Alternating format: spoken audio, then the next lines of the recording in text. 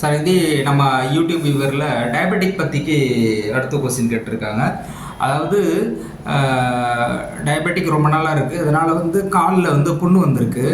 So நம்ம கேள்வி கேட்டிருக்கருடைய நண்பர் என்ன சொல்லியிருக்காருன்னா, அவருக்கு வெளியில் காலுக்கு வெளியில் மெடிசன் கொடுத்துக்கிறாங்க தடவரத்துக்கு. அது போடும்போது அந்த புண்ணு சரியாயிடுச்சு, அதனால் அதை நீங்கள் ஃபாலோ பண்ணுங்கள் அப்படின்னு அவருக்கு அட்வைஸ் கொடுத்துருக்காரு. அவர் நம்மகிட்ட கேட்டிருக்காரு, டாக்டர்ஸ் சிலர் இன்டர்னலாக எடுக்கணுன்றாங்க, சிலர் வெளியே புண்ணுக்கு மெடிசன்ஸ் போட்டாலே சரியாயிடும் அப்படின்றாங்க, ஆயில்மெண்ட் மாதிரி போட்டால் சரியாயிடுன்றாங்க. இது எது சரியான முறை? வெளியில் காலில் புண் வந்தால், சுகருக்கு புண் வந்தால் வெளியில் மருந்து தடவினால் சரியாகி விடுமா? அப்படி சரியானால் நிரந்தர தீர்வாக அது இருக்குமா அப்படின்னு கேட்டிருக்கிறாரு. இது எதை ஃபாலோ பண்ணுறதுன்னு சொல்லுங்க டாக்டர். சார், உங்களுக்கு புரிகிற மாதிரி சொல்கிறேன். இப்போ தலை வலிக்குது, எல்லா வீடுகள்லேயும் தைலம் இருக்கும், எக்ஸ்டர்னலாக அப்ளை பண்ணுற லிமிட் இருக்கும் இல்லையா? இப்போ இந்தியாவில் அமெரிக்கான்சன் தைலம், நீலகிரி தைலம், அது மாதிரி வேர்ல்டில் நிறைய பிராண்ட்ஸ் நிறைய நேம் தைலம் இருக்குது, எக்ஸ்டர்னலாக இருக்குது. அது தடவைனா வலி சரியாக போயிடும், ரைட்டா? அப்போது உலகத்தில் தலைவலின்னு வந்தால் தைலம் தடவைனா போதும், அதுவே சரியான முறை மருத்துவம் அப்படின்னு நம்ம சொல்ல முடியுமா? நீங்கள் தைலம் தடவுறீங்க, சரியாயிடும், ஓகே.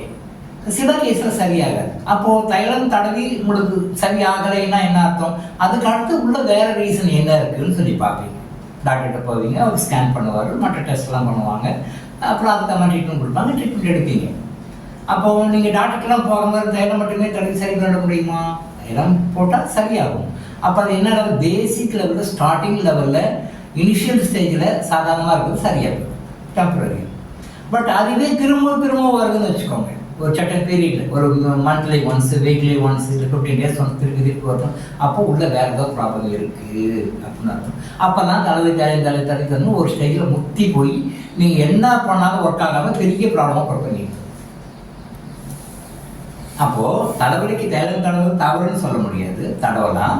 அப்போ இனிஷியல் லெவலில் சரியாயிடும். அதுக்கு அடுத்த லெவலில் ரொம்ப பாதிப்பு அதிகமாக இருக்குமா, நீங்கள் உள்ளே போய் இன்டர்னல் மெடிசன் எடுத்து மற்ற ட்ரீட்மெண்ட் எடுக்கணும்.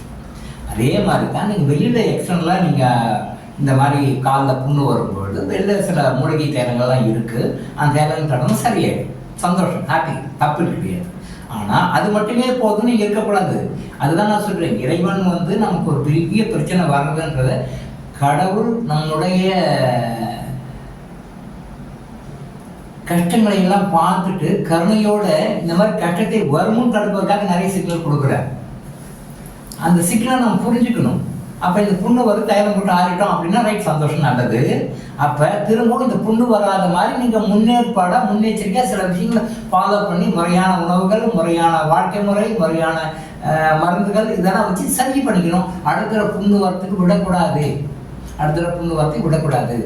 சரி, இப்போ புண்ணு நான் தடவிட்டேன், ரைட், ஓகே, ரைட், சரியாக போச்சு. ஒரு 6 மாதம் திருப்பும் வரும், திருப்பி தடவைங்க, சரியாக போச்சு, ஒரு 6 மாதம் திருப்பு வரும். அப்புறம் ஒரு இதே மாதிரி 2 வருஷம் 3 வருஷம் ஓட்ட பிறகு உங்களுடைய ரெசன் பவர்னா கொஞ்சம் குறையும் பொழுது அப்போ நீங்கள் தைலம் போட்டாலும் ஒர்க் அவுட் ஆகுது. அப்போது என்ன பண்ணுவீங்க? அப்போ இன்டர்னல் மெடிசனுக்குள்ளே போவீங்க, புரியுதுங்களா? அதனால் வெளியே எக்ஸ்டர்னல் தைலம் தடவை தவறு கிடையாது, எப்பயும் ஒரு அடிஷ்னல் சப்போர்ட் தான்.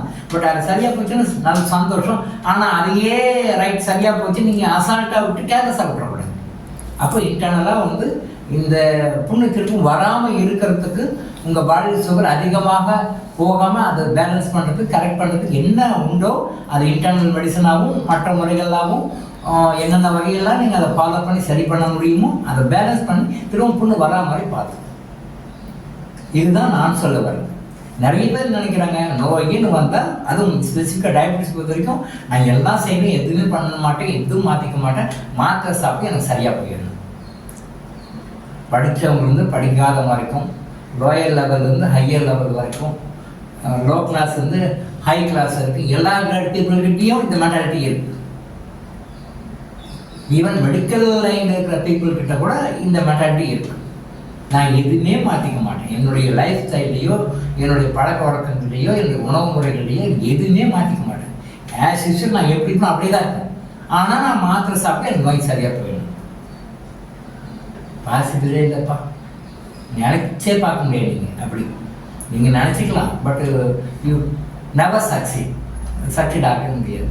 உங்களுக்கு கடவுள் வந்து ஒரு நோயை கொடுக்குறாருன்னா நீங்கள் ஏதோ தப்பு பண்ணுறீங்க, இருக்கிறீங்க, பண்ணிட்டு இருக்கீங்க அப்படின்ற காரணத்துக்காக அது வெளியே வரதுக்காக தான் கடவுள் நோயை கொடுக்குறாரு. நாம் அது எங்கே தப்பு பண்ணியிருக்கோம், என்ன செஞ்சுருக்கோம், எங்கே நம்ம மாற்றணும் அப்படின்னு சொல்லிட்டு நம்முடைய செயல்முறைகளை, வாழ்க்கை முறைகளை, உணவு முறைகளை, மற்ற முறைகளை மாற்றினால் ஒழிய நீங்கள் அந்த நோயிலிருந்து வெளியே வர முடியும். ஸோ இப்போ அதுக்கு நீங்கள் என்ன செய்யணும்னு தான் நீங்கள் பண்ணணும். இப்போ நாம் டாக்டர் இளங்கோ ஆயுஷ் ஹாஸ்பிட்டலில் என்ன சொல்கிறோம் அப்படின்னு சொல்லி சொன்னால், உள்ளுக்கு சாப்பிட்றது தான் சரியான முறை. வெள்ளுத்தளவு தவறான முறை கிடையாது, அதுவும் சரியான முறை தான். பட் அதுவே போதும்னு சொல்லி சாட்டிஸ்ஃபை ஆகிடாதீங்க. உள்ளுக்கு மருந்து சாப்பிட்டு உங்களுடைய உணவு முறையிலையும் மருத்துவ முறைகளையும் வாழ்க்கை முறைகளையும் சில மாற்றங்களை எல்லாம் நீங்கள் மாற்றி நீங்கள் செய்யும் பொழுது, இப்போ வந்து கிறிஸ்டல் தியானம், கிறிஸ்டல் யோகா, இதையெல்லாம் நீங்கள் டே டு டே லைஃப்பில் நீங்கள் கொண்டு வரும் பொழுது அப்போ மருந்துடைய பலனும் வந்து உங்களுக்கு அதிகமாக கிடைக்கும். நீங்கள் டே டு டே லைஃப்பில் கிறிஸ்டல் யோகா, கிறிஸ்டல் மெடிடேஷனு, அப்புறம் லைஃப் சேஞ்சஸ்ஸு, இன்னும் சில விஷயங்கள்லாம் மாற்ற வேண்டியதெல்லாம் இருக்குது. இதையெல்லாம் நீங்கள் மாற்றிக்கிட்டு நீங்கள் மருந்து சாப்பிட்டீங்கன்னா பலன் வந்து ரொம்ப அதிகமாக கிடைக்கும். இதையெல்லாம் ஃபாலோ பண்ணாத ஒருத்தர் மருந்து மட்டுமே சாப்பிட்றாருன்னா அவர் கிடைக்கிற பலனை விட இதையெல்லாம் நீங்கள் ஃபாலோ பண்ணிட்டு நீங்கள் மருந்து சாப்பிடும்போது அது மாதிரி பல மடங்கு, குறைஞ்சபட்சம் 10 மடங்கு பலன் அதிகமாக கிடைக்கும். நீங்கள் டயபெட்டிஸ் பர்மனெண்ட்டாக ரிலீவாகி வெளில வந்துடுவீங்க. டயபெட்டிஸ் ரிலேட்டட் ப்ராப்ளம்ஸ் உங்களுக்கு எதுவும் இருக்காது. டயபெட்டிஸால் வர பாதிப்புகளும் சரி, அதனோட இணைந்த மற்ற பாதிப்புகளும் சரி உங்கள்கிட்ட கிட்டேயே வராது. நீங்கள் வந்து வாழ்நாள் முழுவதும் ஆரோக்கியமாக இருக்கலாம்.